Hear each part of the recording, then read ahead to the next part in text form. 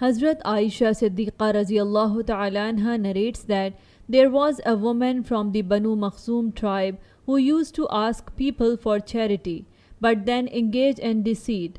The Prophet ﷺ ordered that her hand be cut off. Her family then approached Hazrat Usama bin Zaid radiallahu ta'ala anhu regarding this matter, and they had a discussion with him about it.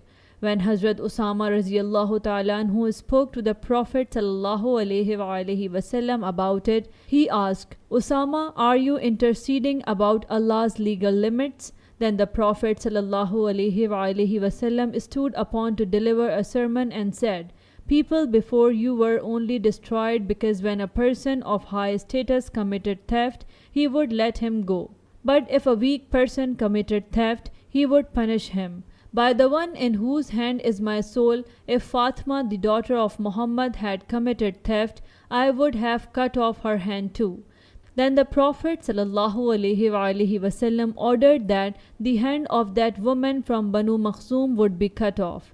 Musnad Ahmad, Hadith number 24178.